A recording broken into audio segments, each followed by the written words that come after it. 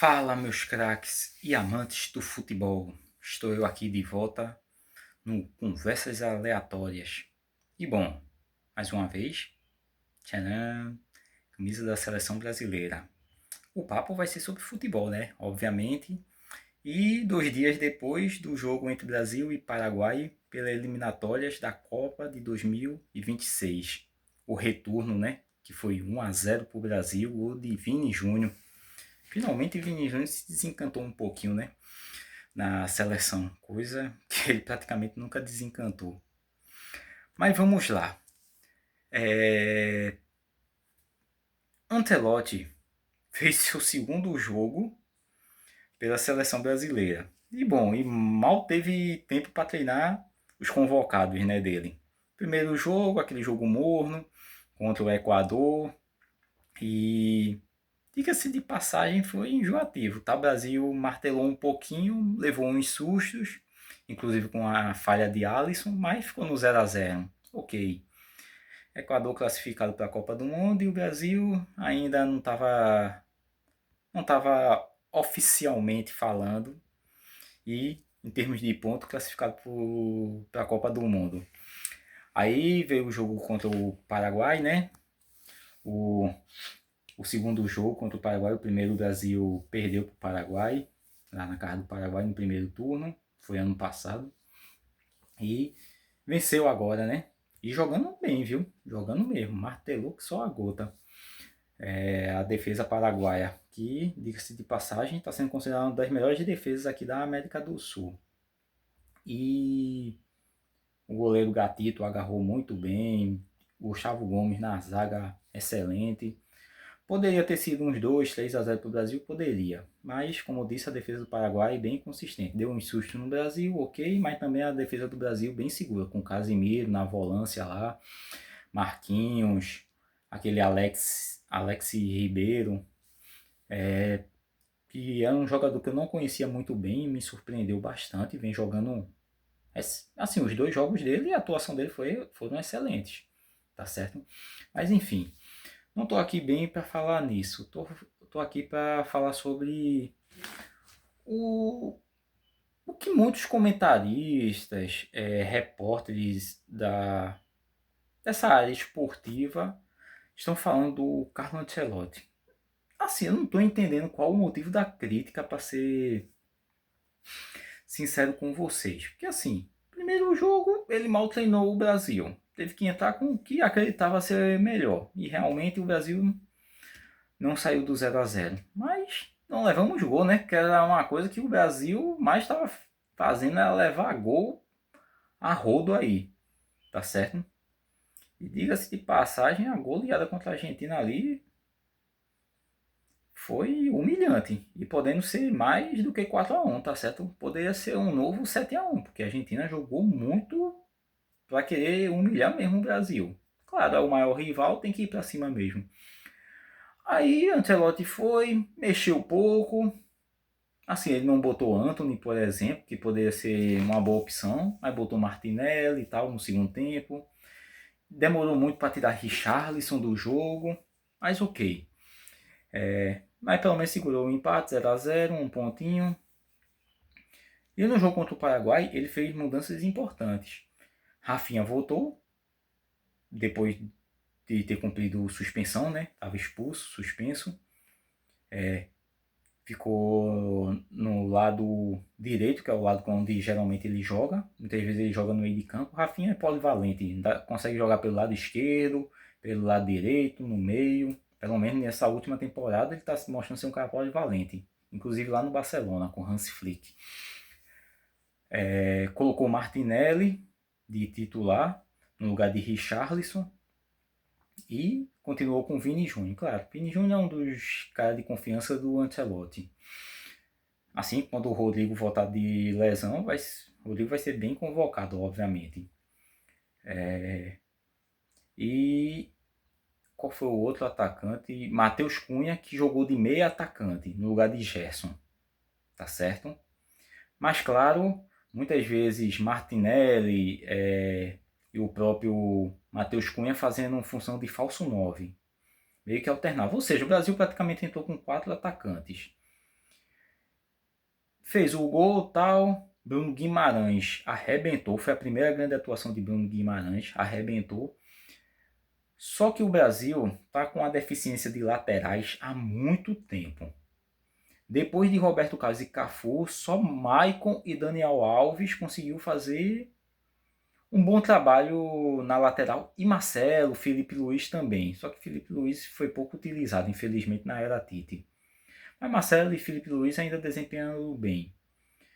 Mas vamos dizer assim, não tem mais aquele lateral que é o dono da posição, que nem Roberto Carlos e Cafu foram durante mais de uma década.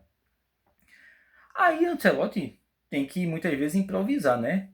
Por exemplo, botou Beraldo no lugar de Alexandro, que foi, para mim, o pior jogador do Brasil no jogo contra o Paraguai. Quase entregou, como o povo gosta de usar no popular, né? Entregou a paçoca quase 2 vezes.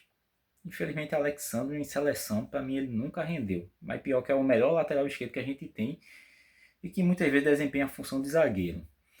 Aí no segundo tempo tirou o Wanderson, que estava até bem, mas defensivamente é meio complicado. E colocou Danilo, que vem atuando já há um bom tempo como zagueiro, não mais lateral, mas jogou assim. Ou seja, o Brasil praticamente terminou com 4 zagueiros.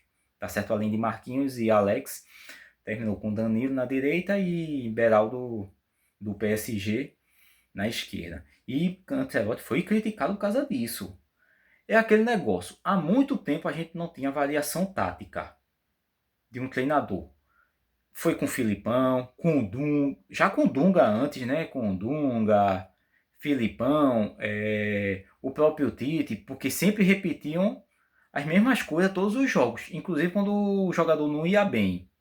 Ancelotti fez o quê? Tirou o Richards, tirou o Gerson, que não foram bem contra o Equador, fez algumas mudanças e teve um momento que o Paraguai se empolgou, foi para cima do Brasil, ele resolveu botar 4 zagueiros. E assim, era o que ele tinha realmente e foi criticado e o Brasil segurou. Ah, foi a melhor exibição do Brasil da história? Obviamente que não, né?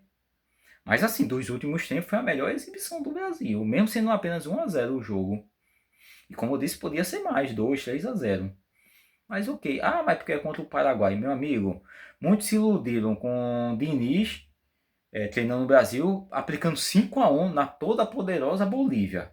Agora vai criticando o Ancelotti, porque terminou 1-0 contra o Paraguai, um time que não vinha perdendo há mais ou menos 9 jogos, inclusive ganhando da Argentina e do Uruguai, 2 seleções que assim sempre bota pressão para cima do Brasil, a nível aqui sul-americano.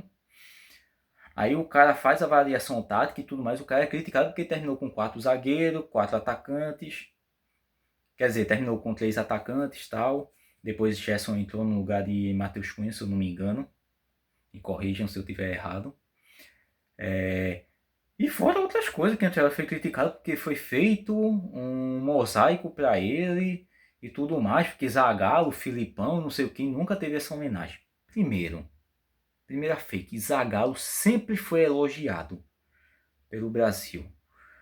Sempre foi elogiado, tanto pela CBF quanto pelo povo brasileiro. De 5 títulos que o Brasil tem, Zagallo estava em 4. 2 como jogador, uma como treinador e uma como coordenador técnico em 94. Tá certo? E ainda foi vice-campeão em 98. Zagallo sempre é tido como o melhor treinador que o Brasil, que a seleção brasileira teve na história. Sempre teve uma homenagem. Ah, porque nunca teve mosaico. Meu amigo, um mosaico é o de menos. O que Zagallo já recebeu de homenagem não tá no gibi. Então para de inventar mentira. Você aí comentarista, tipo, caras que nem Lucas Perrone, por exemplo, inventando isso. Eita, tem um que eu acho que é da ESPN também, gosta de falar umas besteiras. Eu esqueci o nome dele agora. Cara, o Filipão nunca foi homenageado. Meu amigo, o Filipão foi o último treinador campeão do Penta, inclusive levando uma seleção desacreditada a um pentacampeonato, coisa que o Brasil está hoje em dia. Não sei se o Brasil vai ser campeão, se o Ancelotti vai ser campeão, tá? Aí só o futuro dirá a resposta para você, pra gente, né? Para vocês não, pra gente. Mas sempre foi elogiado. Vários jogadores sempre foi elogiado, que nem Pelé, Ronaldo, Romário, sempre elogiado. Tá certo? Então cuidado para não inventar fake news, porque o Brasil tem complexo de vira-lata, tem complexo de não sei o que. Quem tá com complexo são vocês, criticando. Ah, porque é absurdo o Ancelotti jogar com 4 zagueiros, meu amigo. Ancelotti é um treinador italiano. Ele pegou muitas equipes que muitas vezes ele tinha que botar 4, 5 zagueiros e tudo mais. Ou botar um volante extra. Não é de agora não. Vocês queriam variação tática. E um treinador que fizesse algo diferente. Ele está fazendo dentro do que é possível. Se ele vai ser campeão da Copa do Mundo, não sei. Como eu disse, só o futuro dirá essa resposta. Mas vamos tentar curtir o momento e torcer para ser certo. Se o Brasil vai ser campeão jogando feio, ok. Para mim, ok. O importante é ser campeão. O Brasil em 94, tirando Romário, Bebeto, é tido como uma seleção que não jogava tão espetacular assim. E Dunga jogou muito bem aquela Copa, né? Mas o Brasil foi campeão, coisa que a seleção de 82 jogando bonito não foi, por exemplo. A de 62 também, tirando Garrincha e, se eu não me engano, Vavá, também era criticado. Até onde eu sei na história, tá? Eu não acompanhei 62, obviamente. Mas foi campeão, foi bicampeão, aos trancos e barrancos, com o Garrincha lá arrebentando.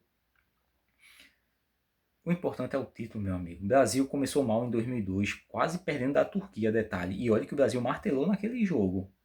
O Brasil só veio jogar assim, de forma bem mesmo, nas quartas de finais contra a Inglaterra. Contra a Bélgica levou sufoco, tá? E contra a Costa Rica na primeira fase jogou bem, mas ainda levou 2 gols ali que foi meio complicado, tá certo? Aquele Brasil de 2002 foi muito mal visto. Inglaterra, Turquia e Alemanha na final foram os 3 jogos que o Brasil foi bem elogiado, tá certo? Então bora ter paciência, dá tempo ao cara. Se ele vai fazer bom trabalho nos próximos jogos, vamos ver. O cara mal treinou o Brasil em uma semana. E assim, ele fez mais do que Diniz e Dorival fizeram nesses 3 anos que se passaram, tá certo? E eu não vou nem falar de Ramon Menezes, tá? Levar de 4 do Senegal, para mim foi humilhante pra caramba. Tão humilhante do que levar a 4-1 da Argentina. Mas enfim, bora ter paciência, pessoal. É isso. Torcer que o Brasil seja hexa, né? Jogando bonito, jogando feio, é como eu disse, o importante é o título. E depois de campeão, a gente esquece como é que foi a campanha, né? Sempre é assim. 94, 2002 está aí para dizer isso. Depois que é campeão, esquece. Tivemos um timaço. Não é favorito, né? Espanha, França, a própria Argentina estão bem à frente. Mas vamos lá. Quase toda a Copa do Mundo o favorito não é campeão. E o Brasil foi favorito nas últimas Copas que tivemos. E tá aí, né? Mas é isso, pessoal. Espero que tenham curtido essa conversa aqui aleatória. Vamos torcer para o Brasil ser hexa, para a Ancelotti fazer um bom trabalho dentro do que for possível. E é isso. Faça um CCC, né? Curta, comente e compartilha, tá certo? E me segue aí, por favor. Tá bem? Até a próxima. Tchau!